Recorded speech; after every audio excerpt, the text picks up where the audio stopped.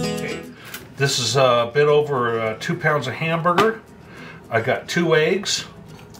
Dump those bad boys in. My Dino's mix and seasoning. This is optional, but it really helps the meatball flavor.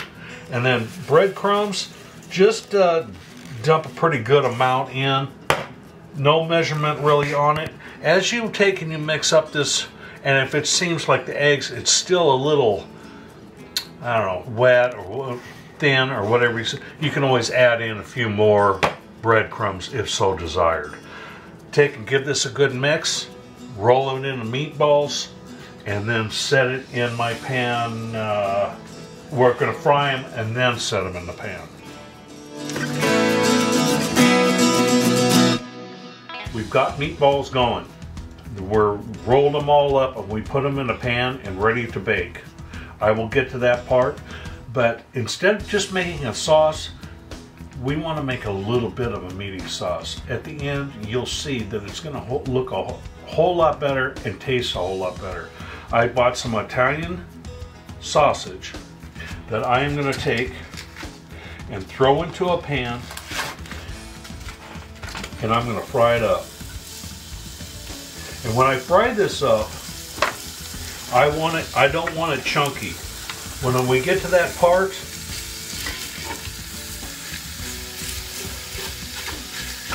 it'll be like taco meat, if you know what I mean. Okay, now that my Italian sausage is finely ground, we are going to scoop it over to one side. It really doesn't make that much oil, not like hamburger. And then I'm going to scoop it and I'm going to put it into a separate bowl and set it aside while I get the rest of it ready. Okay, now you don't have to wash the pan. Just in that grease, slap your onions in there. 1 onion, as large as you want. You like onions, bigger onion. Now take 1 scoop of garlic, throw it in there.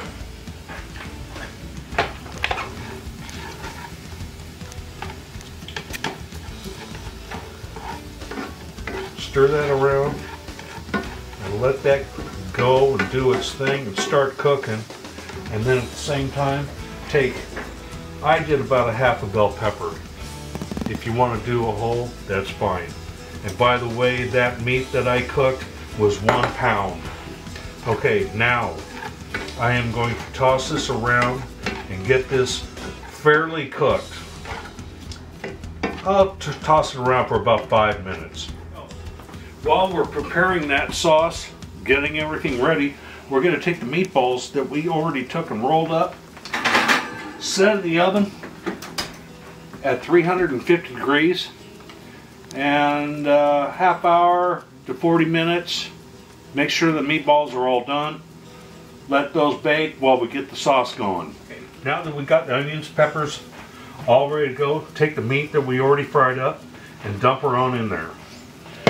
Now take ragu, prego, whatever your favorite spaghetti sauce is, and just dump it on in. Now, this is a kicker. The salsa that I made, you could check to see how I make my salsa. You could use other salsa, but you want to check this salsa out. It's great for cooking. Add a whole jar of salsa in. It's already flavored and ready to go. Then we're going to stir this all up really well and then let it simmer while our meatballs are cooking. My meatballs have been in the oven. It took a bit, 45 minutes to an hour. You want to make sure that they're good and done, and they also, as you let them cook, they get kind of crispy, and that's kind of what you want. Okay, the whole time that it's been cooking in the oven, this has been on a real low simmer and the flavor is out of sight. You could take this and put it right over spaghetti and the job is done. But we're going to do something a little different today. We're going to take and put it right between all these meatballs and get them all not over the top, because we want some meatballs sticking out because we're going to be putting some cheese on it. Now, I got the sauce all the way down in between all the meatballs. Got a little bit of the meatballs sticking up. Now I'm going to take and sprinkle cheese on this thing, but if you took and flooded it with cheese,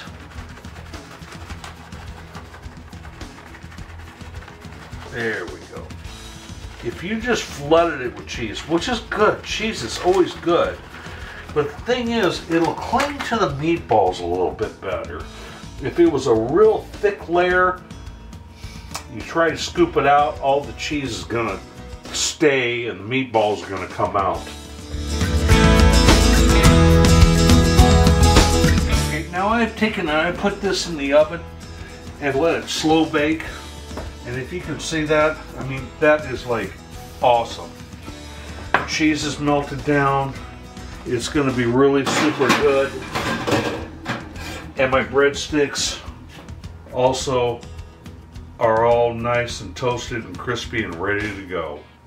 Let's plate it up and see how it tastes. Now for the taste test. These things are going to be outstanding. You can take and pour them. You could take this out and put it right across the top of noodles. But I am telling you what, sometimes noodles slow me down. They are just great to eat with your favorite beverage, a beer or a wine or something, and they're really super good.